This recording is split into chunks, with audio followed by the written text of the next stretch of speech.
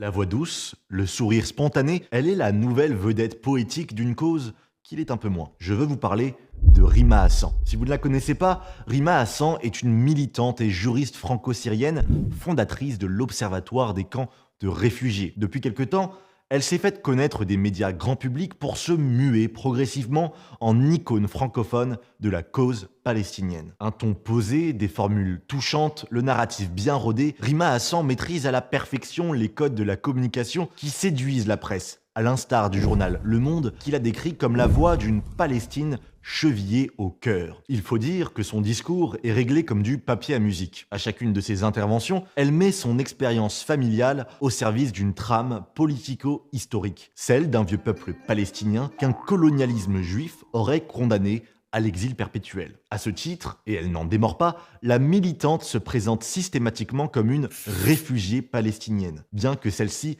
n'ait jamais eu à chercher de refuge. C'est pourtant bien en cette qualité qu'elle s'autorise ce genre de sortie. Au nom de quoi, moi je vais terminer là-dessus, Vas-y, au nom de vas-y. quoi, moi je ne pourrais pas retourner sur le village de mes grands-parents. Au nom de quoi?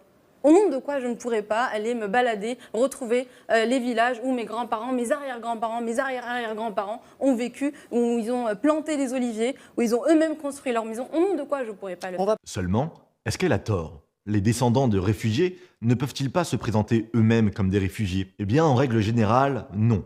Selon la définition de l'Agence des Nations Unies pour les réfugiés, le HCR, un réfugié est une personne forcée à fuir son pays en raison de conflits ou de persécutions. En principe, ce statut ne s'hérite pas. Si c'était le cas, Gérald Darmanin, Anne Hidalgo, Elisabeth Borne ou encore des célébrités comme Eminem et Daniel Radcliffe pourraient, en vertu de l'expérience de leurs ancêtres, tous se présenter comme des réfugiés. Mais cette règle connaît une exception, une seule. Celle des Arabes palestiniens. C'est la seule population au monde à pouvoir se transmettre le statut de réfugié de génération en génération, indépendamment des réalités vécues. Pour mieux comprendre ce système, en voici un exemple. Nous sommes en 1948. Omar vit dans la ville de Jenin, alors située en Palestine britannique. Le 14 mai, Israël déclare son indépendance et en réaction, les États arabes se précipitent pour détruire l'État juif.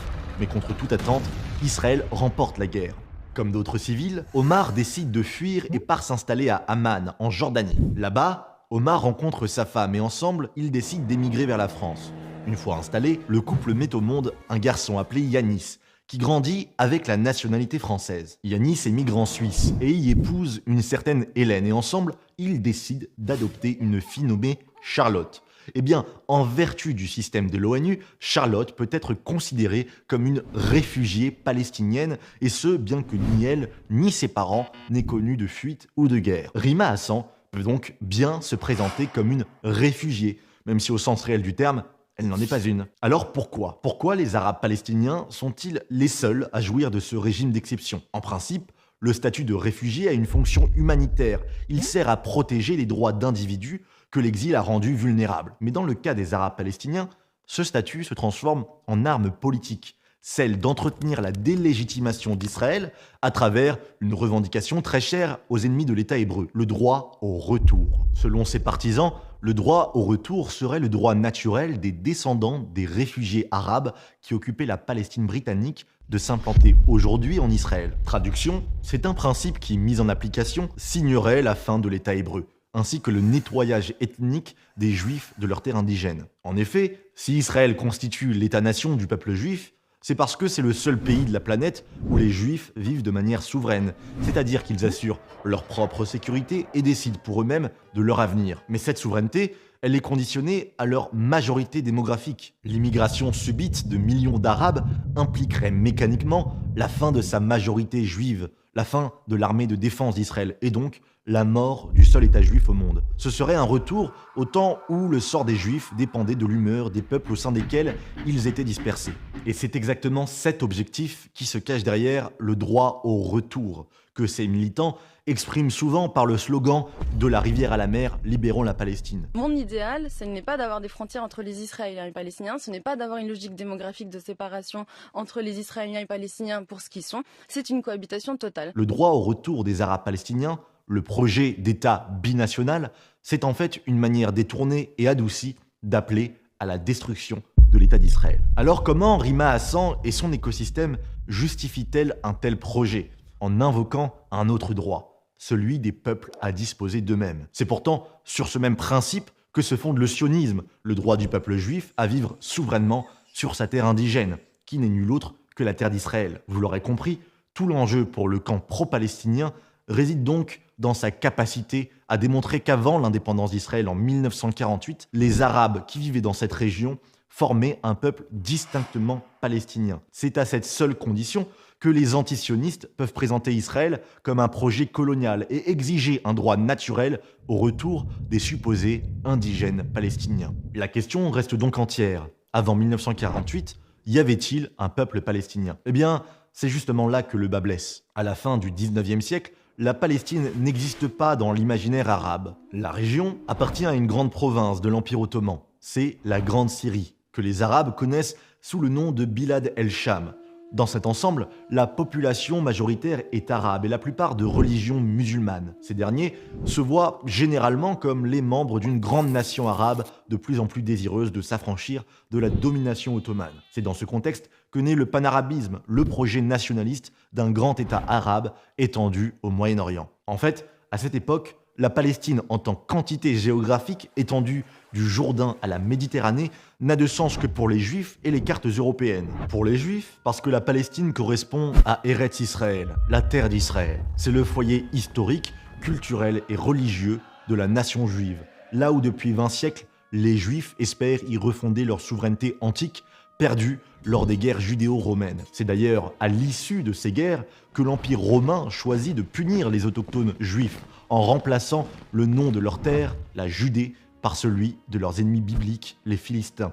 Et c'est ainsi que la terre d'Israël fut cyniquement rebaptisée Syrie-Palestine. Si les atlas européens ont conservé ce nom à travers les âges, il n'a toutefois jamais désigné de peuple arabe. En vérité, il fut le plus souvent invoqué pour aborder la question juive. Voilà pourquoi, au début du XXe siècle, le nationalisme palestinien est synonyme de sionisme. Cette affiche de 1947 qui appelle à libérer la Palestine est une affiche sioniste, tout comme celle-ci ou encore celle-ci.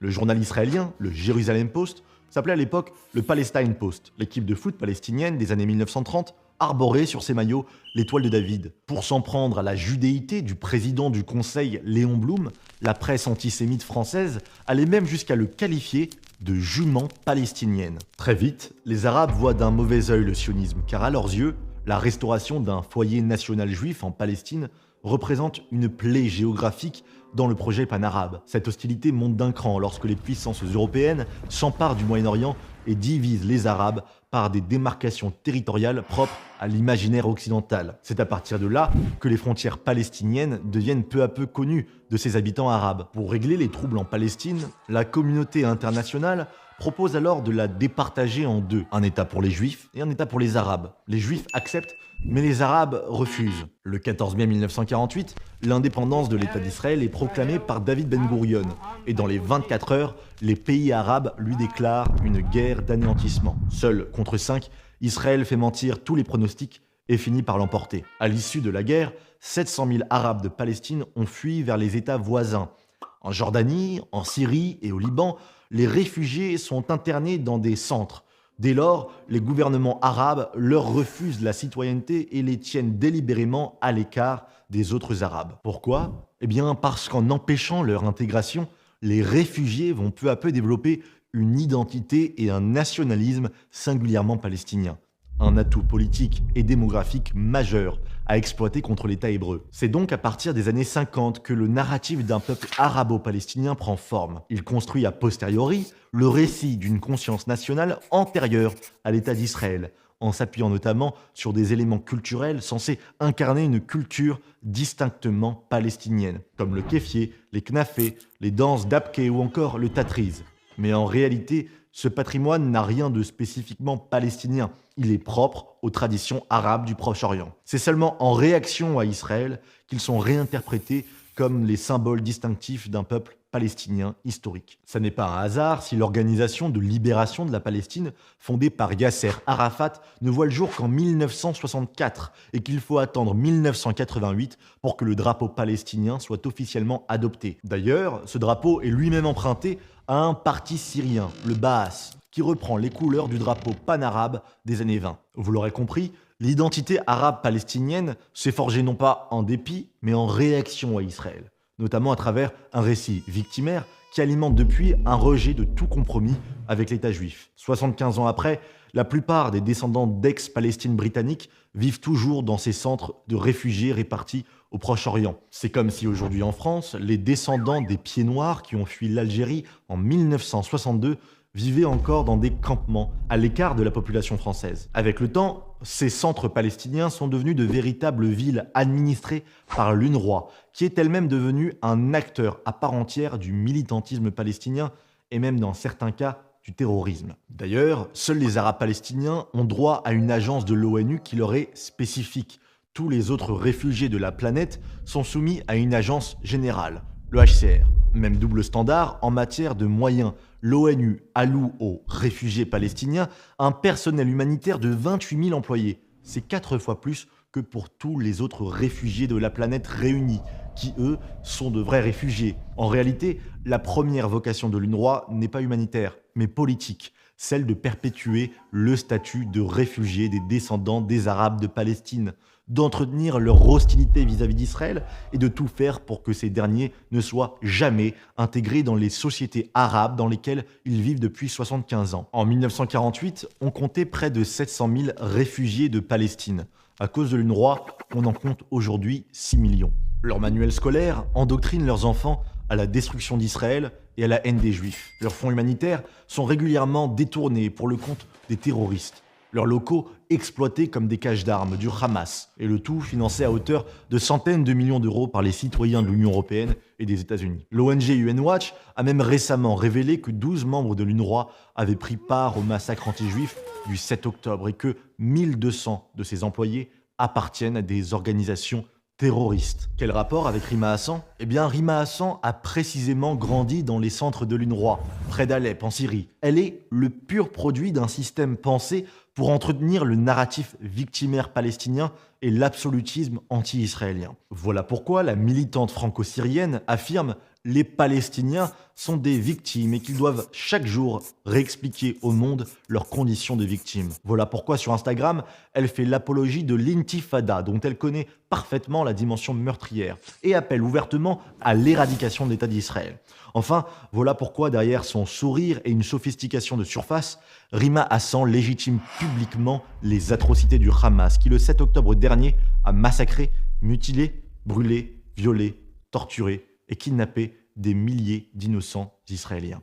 Le statut de réfugié a un sens, celui de venir au secours de personnes en détresse. En le manipulant à des fins politiques, en faisant de lui l'instrument d'une campagne idéologique au relent anti-juif et génocidaire, Rima Hassan, l'UNRWA et l'écosystème anti-israélien dévoient ce statut de sa fonction sacrée. À titre personnel, Rima Hassan n'a pas voulu débattre avec moi. Elle m'a elle-même avoué choisir ses propres contradicteurs. Alors à sa question... Au nom de quoi moi je ne pourrais pas retourner sur le village de mes grands-parents? Au nom de quoi? Je réponds la chose suivante. Au nom du droit des peuples à disposer d'eux-mêmes. Les Juifs ont restauré leur indépendance sur leur terre natale d'Israël, et ce, au mépris du colonialisme arabe et des autres empires qui l'ont occupé. Par conséquent, je crains que tu n'aies pas plus de droits sur la Palestine que les descendants des Romains, des Grecs, des Babyloniens, des Ottomans et de tous les autres peuples qui l'ont colonisé. Que cela plaise ou non, depuis 1948, la décolonisation juive est une réalité.